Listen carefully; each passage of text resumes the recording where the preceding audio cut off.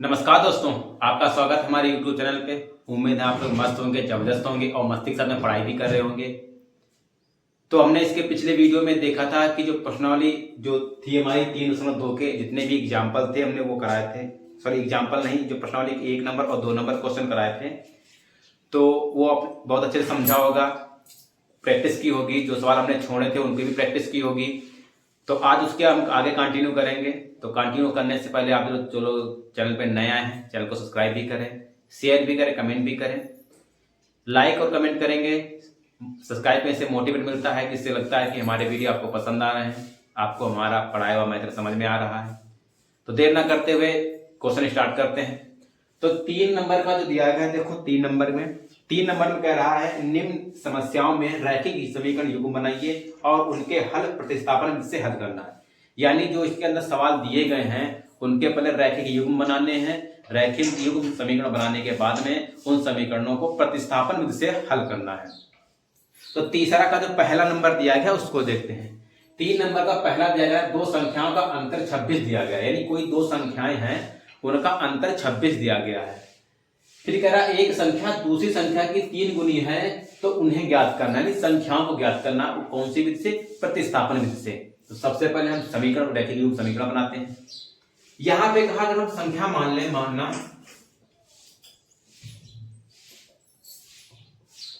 संख्या x तथा y मान लिया हमने।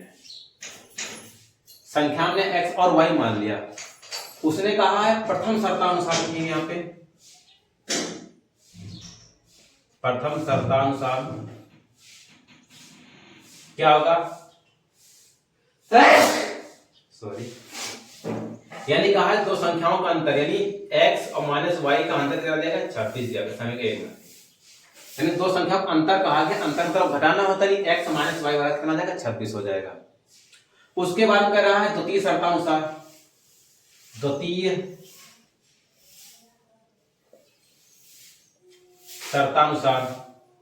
शर्तानुसार क्या रहा है? एक संख्या दूसरी संख्या की 3 गुनी है, यानी एक संख्या ने ये ले लिया, दूसरी संख्या ने ये वाला लिया। कह रहा है एक संख्या है दूसरी की 3 गुनी, यानी ये 3 गुनी ये है, बराबर हो गया। यानी x वाला कितना आ गया? समीकरण 2। हमने एक क्वेश्चन मान लिया। अब देखो समीकरण 1 बन गया, समीकरण 2 बन गया है। अब इसको हल कौन सी विधि से करना है? प्रतिस्थापन विधि से हल करना है, यानी x का मान निकाल के दूसरे समीकरण में रखना। तो यहां से देखो समीकरण 2 में x का मान आ गया। जब x का मान आ गया, यहां से लिखेंगे x का मान समीकरण 1 में रखने पर, यहां से भी लिख सकते हैं समीकरण 2 से, समीकरण 2 में 2 से x का मान समीकरण 1 में रखने पर। तो समीकरण 1 हमारा दिया गया है x माइनस का y बराबर का 26। अब देखो x बराबर से क्या है? 3y, तो 3y माइनस का y बराबर का 26। इसके आगे देखेंगे दिया गया, अगर 3y ये दिया गया, माइनस का y दिया गया, घटाएंगे तो 2y बचेगा हमारा। 2y बराबर का ये हो जाएगा हमारा 26। तो y बराबर कितना आ जाएगा? 26 बटे 2, 2 से काटेंगे कितना आ जाएगा हमारा? 13। तो y बराबर कितना आ गया हमारा? 13। तो इसमें जो y का आंसर हमारा कितना आ गया? हमारा y का मान आ गया 13। अब हमें किसका निकालना है भाई? एक संख्या निकल के आई है, दूसरे संख्या भी निकालना है। अब क्या करेंगे? जो y का मान है समीकरण 2 में रख देंगे। भाई x का मान निकालना है, अब x का मान निकालेंगे तो y का मान इसमें रख देंगे तो x का भी मान निकल के आ जाएगा। तो यहां से लिखेंगे y का मान समीकरण 2 में रखने पर। तो देखो x बराबर 3y दिया गया है, तो x बराबर कितना हो जाएगा हमारा? 3 गुणे y का मान 13। तो x बराबर कितना? 43। तो ये इसका x का मान आ गया, ये y का मान आ गया। तो इसमें संख्याएं पूछ रहा था, संख्या हमारे 13 और 39 है। अगर इन दोनों का अंतर निकालेंगे कितना आएगा? 26 आएगा। अब एक संख्या दूसरे के 3 गुणे 13 39 भी है, इसका मतलब आंसर हमारे बिल्कुल सही है, यानी x बराबर 39 आ गया है और y बराबर 13 आ गया है।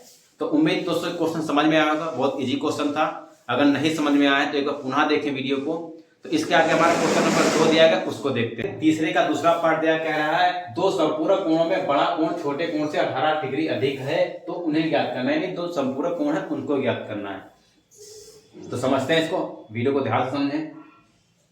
यहां लिखेंगे माना कोण x तथा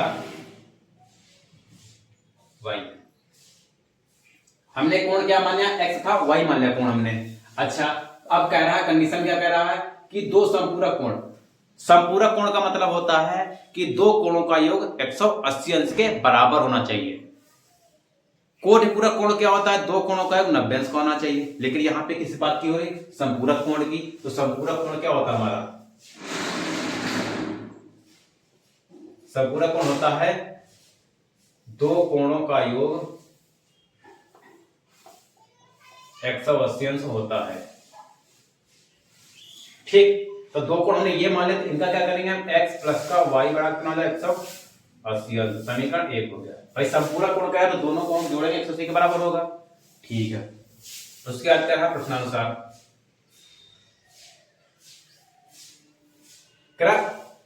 बड़ा कोण छोटे कोण से 18 अंश अधिक है। बड़ा कोण जो है छोटे कोण से अधिक है, यानी x और ये y मान लिया। उसने कहा है जो बड़ा कोण है छोटे कोण से 18 अधिक है, ये अधिक है, इसको अधिक कर देते हैं तो बराबर हो जाएगा हमारा। अगर हम इसको अधिक कर देंगे तो बराबर हो जाएगा। तो यहां से करेंगे x, अब देखो यहां से क्या आ गया, इसको समीकरण हमने 2 मान लिया, यहां से प्रतिस्थापन इसे लगाना है, ये हमने कर लिया। अच्छा, यहां से लिखेंगे समीकरण 2 से x का मान समीकरण 1 में रखने पर, यानी जो समीकरण 2 में जो x का मान आया है वो x का मान समीकरण 1 में रखने पर। तो रखते हैं, x प्लस का y बराबर 180 दिया गया है। x का मान कितना है, y प्लस का 18। भाई x दिया पहले, y प्लस रख लिया, प्लस का ये y बराबर का 180 अंश। अब ये हो गया 2y बराबर का 180 माइनस का 18 हो गया, यानी यहां से हो जाएगा 2y बराबर का कितना होता था हमारा 162 अंश। तो y बराबर कितना आ जाएगा 162/2, 2 से काटा 2 × 16, 2 × 1 = 2, y बराबर कितना आ गया 81। कितना y बराबर कितना आ गया हमारा 81 अंश का आ जाएगा। अब y का मान हम क्या रख देंगे, समीकरण 2 में रख देंगे। लिखेंगे y का मान समीकरण 2 में रखने पर। अब देखो समीकरण 2, x बराबर का y प्लस का 18 है, तो x बराबर कितना, y का मान 81 आ गया प्लस का 18, तो x बराबर कितना आ जाएगा हमारा 8 × 9, 8 × 9 कितना आ गया 99 अंश का। तो x का मान 99 अंश आ गया और y का मान 81 अंश का आ गया। तो हमारा आंसर भी आ रहा है 81 और 99। तो उम्मीद दोस्तों क्वेश्चन समझ में आया होगा। क्वेश्चन समझ में आया तो वीडियो को लाइक भी करें। इसके आगे हमारे क्वेश्चन नंबर 3 दिया गया, तीसरे का तीसरा पार्ट दिया गया, उसको देखते हैं। पार्ट का तीसरा क्वेश्चन देखते हैं। कह रहा है एक क्रिकेट टीम के कोच ने 7 बल्ले और 6 गेंदे जो हैं उसने 3800 रुपए में खरीदी। 7 बल्ले और 6 गेंदे 3800 रुपए में खरीदी। फिर कह रहा है बाद में उसने 3 बल्ले और 5 गेंदे जो हैं 1750 रुपए खरीदी। तो प्रत्येक गेंद और प्रत्येक बल्ले का मूल्य बताना, यानी एक बल्ले का मूल्य और एक गेंद का मूल्य बताना है। तो देखते हैं, पहले समीकरण बनाते हैं। प्रथम शर्तानुसार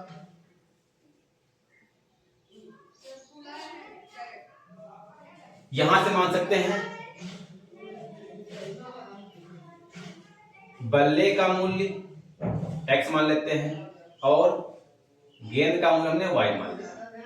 तो प्रथम शर्तानुसार कह रहा है 7 बल्ले, अब एक बल्ला इतने का, तो 7 बल्ले कितना जाएंगे 7x हो जाएंगे, प्लस फिर कह रहा है एक गेंद y रुपए, तो 6 गेंद कितना जाएंगे 6y के, और बराबर कितने के उसने खरीदे हैं 38 रुपए के, 3800 के, यानी दोनों जोड़ेंगे तभी ज्यादा खर्चा आएगा। अच्छा, द्वितीय शर्तानुसार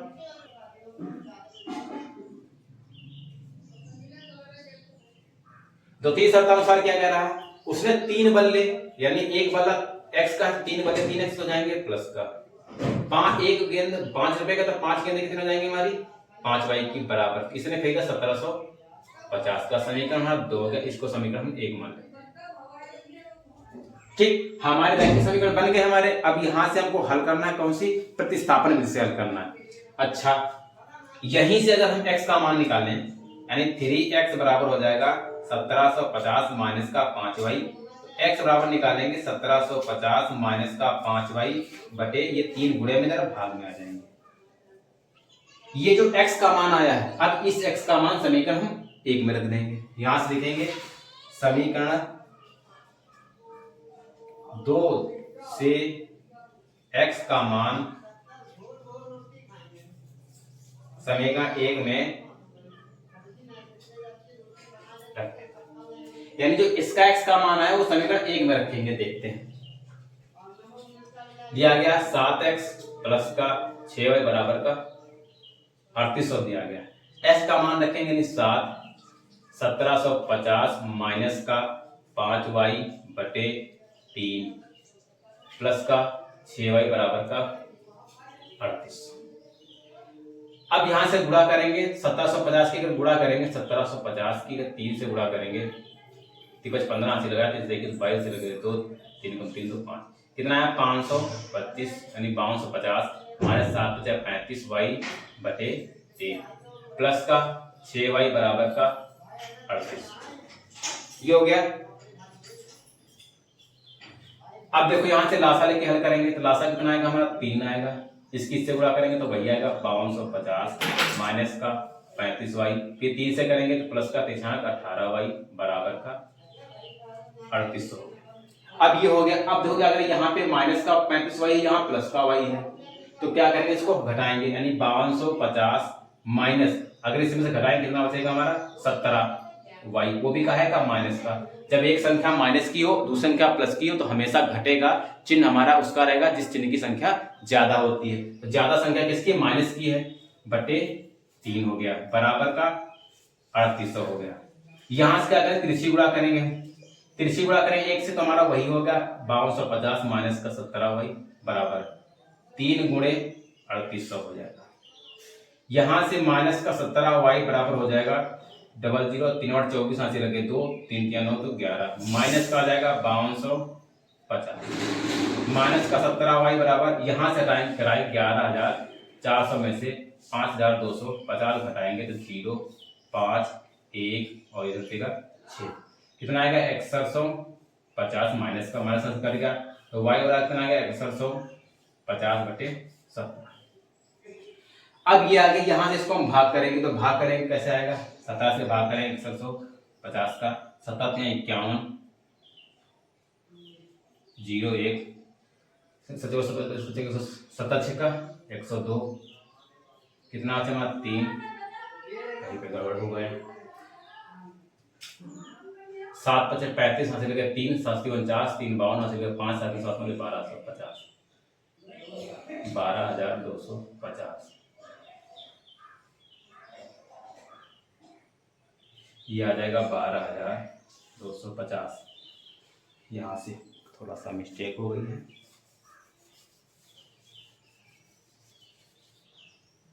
यहाँ आ गया हमारा 12250 में से अगर 11400 घटाएंगे तो 0 5 8, कितना 850 आ गया, यानी माइनस 17y बराबर माइनस का 850 माइनस कर गया हमारा तो y बराबर कितना आ गया 850 बटे 17 17 बचे 85, यानी y का मान कितना आ गया हमारा 50। y का मान कितना आ गया हमारा, y का मान 50 आ गया। अच्छा समझ में आया होगा। अब y का मान 50 आ गया, अब हमें x का भी मान निकालना है, तो x का मान निकालने के लिए इसमें रख देंगे। तो यहां से देखते हैं, इसका हिसाब ले लें, इसके बाद यहां से मिटा के देखते हैं।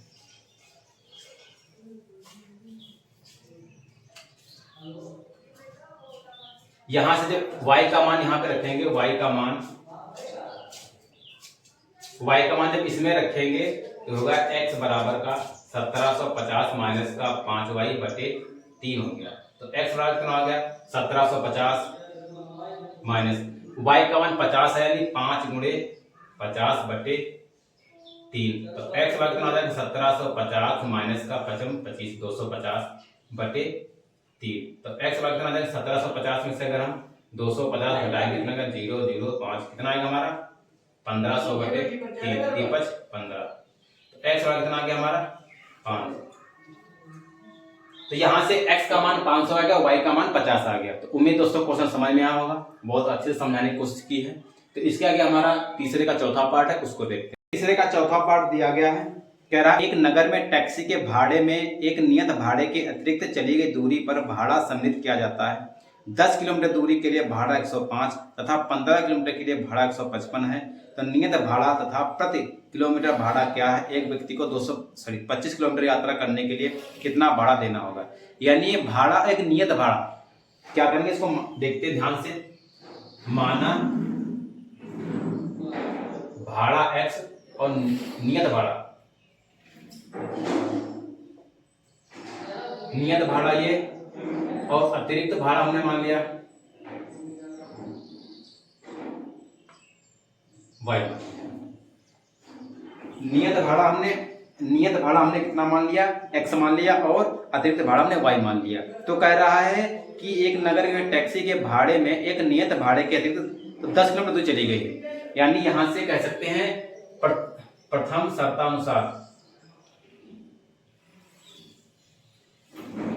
शर्तानुसार है, यहां से कह रहा है जो भाड़ा है और नियत भाड़ा इन दोनों को चलने पर 105 रुपया उसको देने पड़े, लेकिन 10 किलोमीटर अतिरिक्त नियत भाड़ा अतिरिक्त भाड़ा जो y दिया गया है और 105 दिया गया, अतिरिक्त 10 किलोमीटर दिया गया। इसका समीकरण 1 बन गया। द्वितीय शर्तानुसार देखेंगे, उसने 15 किलोमीटर के लिए किया, यानी पहला तो उसने x चला, अतिरिक्त भाड़ा उसने 15 किलोमीटर लिया, उसका कितने अदा किया उसने? 155 रुपए उसने अदा किया। तो समीकरण 2 हो ये होगा। यहां से हम प्रतिस्थापन विधि से x और y के मान निकालेंगे। अच्छा, यहां से अगर हम देखें x का मान निकालेंगे तो x कितना आ जाएगा? 155 माइनस का 15y। ये जो x का मान आया है यहां लिखेंगे समीकरण 2 से x का मान समीकरण 1 में रखने पर, ठीक। तो समीकरण 2 कितने 1 में, तो x प्लस का 10y बराबर का 105 है। तो x का मान रखेंगे तो 155 माइनस का 15y प्लस का 10y बराबर 105। यहां देखो करेंगे तो 15 से माइनस का 5 बचेगा इधर बराबर, ये माइनस का हो जाएगा प्लस का हो जाएगा, प्लस इधर ये प्लस का है उधर जाएगा तो माइनस का हो जाएगा, नहीं 105 माइनस का 155। तो माइनस का 5 y बराबर इधर बचेगा हमारा 50, माइनस कट गया हमारा तो y बराबर कितना आ जाएगा? 50 बटे 5, 5 करा 5, तो y का मान कितना आ गया हमारा? 10। y का मान 10 आ गया। अब y का मान इसमें रख दें, इसमें रख दें। अगर y का मान इसमें रखेंगे तो x बराबर का 155 माइनस का 15 गुणे 10, भाई रख दिया हमने।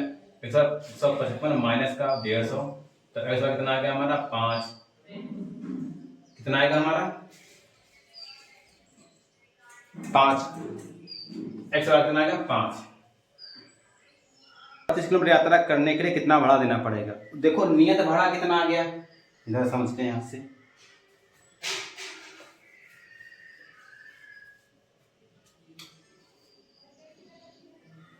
नियत भाड़ा x था तो इसका मान कितना आ गया? 5। जो अतिरिक्त भाड़ा है y था, y का मान कितना आ गया? 10। ठीक है, तो जब यह 25 किलोमीटर की बात कहेगा तो 25 किलोमीटर का क्या पूछ रहा है? भाड़ा तो होगा x प्लस का 25y। भाई नियत भाड़ा ये और 25 में अतिरिक्त भाड़ा है। x का मान 5 प्लस का 25 गुणे 10, तो 5 प्लस का 250, 255 रुपया। तो इसका जो 25 किलोमीटर के लिए नियत जो भाड़ा देना होगा उसको कितना लगेगा? 255 रुपया देना होगा। तो उम्मीद क्वेश्चन समझ में आएगा। तो इसके आगे मैंने क्वेश्चन 3 नंबर का 5वां पार्ट है उसको देखते हैं। 5वां पार्ट दिया गया है 3 का 5वां पार्ट। यदि किसी भिन्न के अंश और हर दोनों में 2 जोड़ दिया जाए तो भिन्न 9/11 हो जाती है। यदि अंश और हर दोनों में 3 जोड़ दिया जाए तो वह 5/6 हो जाती है। तो भिन्न ज्ञात करना है।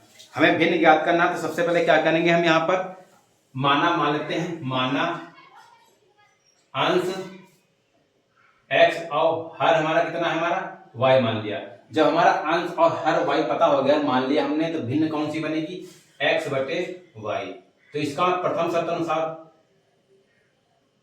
शर्तानुसार कह रहा है कि अंश और हर दोनों में 2 जोड़ दिया जाए। इसका मतलब क्या? अंश में भी 2 जोड़ दिया जाए और हर में 2 जोड़ दिया जाए। उसके बाद कितना हो जाता है? 9/11 हो जाती है। ये भिन्न हमारी कितनी हो जाती है? 9/11 हो जाती है। यहां से तिरछी गुणा करेंगे तो 11x प्लस का 11 दूनी 22 बराबर का 9y प्लस का 9 दूनी 18। अब इसको डालेंगे 11x माइनस का 9 हो जाएगा। भाई 9 इधर ले आएंगे बराबर, इधर जाएगा 18, ये प्लस का 22 इधर जाएगा तो माइनस का हो जाएगा, यानी 11x माइनस का 9y बराबर का बचेगा माइनस का 4। ये समीकरण हमारा 1 बन गया। उसके बाद कहता है कि यदि अंश और हर दोनों में 3 जोड़ दिया जाए। सेकेंड में कह रहा है कि अंश और हर में 3 जोड़ दिया जाए तो कितना हो जाता है हमारा 5/6 हो जाती है, यानी अंश और हर में 3 जोड़े तो 5/6 हो जाती है। यहां से तिरछा गुणा करेंगे तो 6x प्लस का 6 तियां 18 बराबर 5 से करेंगे तो 5y प्लस का 5 तियां 15। अब यहां से करें y को चले आए 6x माइनस का 5y बराबर का 15, इधर जाएगा तो माइनस का 18 हो जाएगा, यानी 6x माइनस का 5y बराबर का माइनस का 3 समीकरण 2, यानी 6x माइनस का 5y माइनस का 3 बराबर 2 हो गया। अब हमें इसको हल कैसे करना है, प्रतिस्थापन से हल करना है। अंश और हर निकालना नहीं, भिन्न पूछ रहा हमें कौन सी, कह रहा है कि वह भिन्न ज्ञात कीजिए।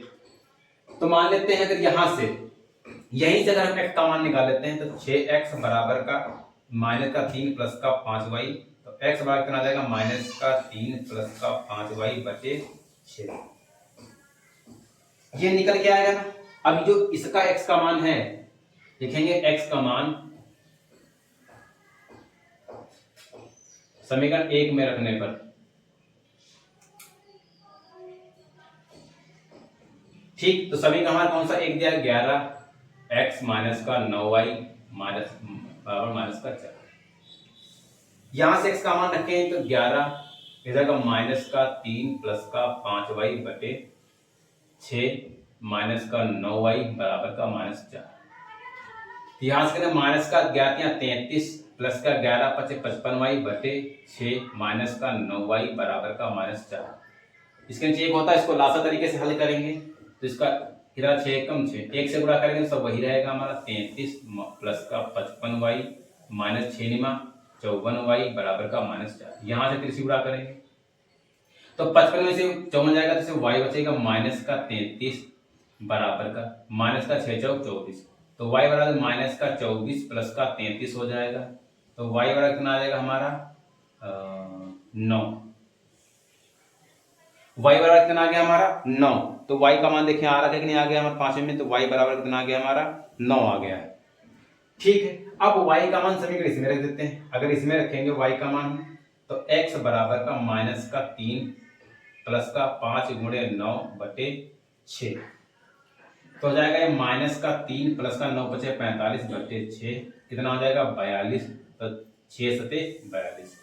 तो जो x का मान आ गया कितना आ गया हमारा 7 आ गया, x का मान 7 आ गया और y का मान 9 आ गया। तो कह रहा भिन्न कौन सी होगी, तो भिन्न हमने ये माना था अंश हर यानी x बटे y माना था, तो x का मान कितना आ गया हमारा 7 और y का मान 9, तो भिन्न हमारी कौन सी आएगी 7 बटे 9। तो उम्मीद दोस्तों क्वेश्चन सरल था, समझ में आया होगा। इसके बाद पांचवा कह रहा है, जो पांचवा तीसरे का छठा पोर्शन दिया गया है वो एग्जाम्पल नंबर 2 की तरीके सेम है। जो तीसरे का छठा क्वेश्चन है वही एग्जाम्पल नंबर 2 सेम है, सिर्फ नाम चेंज है, बाकी सब कुछ वैसे ही है। तो इसको घर पे लगाइएगा। उसके बाद क्वेश्चन नंबर 4 भी कह रहा है कि समीकरण दिया गया इनको प्रतिस्थापन विधि से हल करना है और इसको सत्यापित करना है। सत्यापित कैसे करेंगे, जब एक्स वाई के मान निकल के आ जाएंगे किसी भी समीकरण रख देंगे तो हमारा बराबर हो जाएगा। ठीक है, 4 नंबर भी हमारा सेम है। उसके बाद में 5 नंबर भी प्रतिस्थापन विधि से करना है, सभी करा चुके हैं। और 6 नंबर भी क्या करना है, इसको भी हल करना है हमें। ठीक है, तो 6 नंबर जो कह रहा है रैखिक समीकरण निकाय को हल कीजिए, तो ये भी हमारा उसी तरीके से है, A1 A2 वाला करके मान के निकालेंगे। अगर आपको किसी में दिक्कत हो रही छठे वाले में भी तो आप कमेंट करिएगा, कमेंट करेंगे तो आपको बिल्कुल बताया जाएगा। बाकी सब कुछ समझाया गया है, जो क्वेश्चन छोड़े गए वो एग्जाम्पल में बताए गए हैं। छोड़े इसलिए जाते हैं, अगर एग्जाम्पल में आपने समझाया अच्छे से तो क्वेश्चन आपको लगाने के लिए छोड़ जाते हैं, इसलिए कि आपकी प्रैक्टिस हो जाए। तो सवालों को लगाएं, अच्छे समझें। अगर वीडियो नहीं समझ आया तो इसको पुनः एक बार देखें, तो रिवीजन करते रहें। जो लोग चैनल पर नए हैं चैनल को सब्सक्राइब भी करें। तो मिलते हैं नेक्स्ट वीडियो में, तब तक के लिए जय हिंद।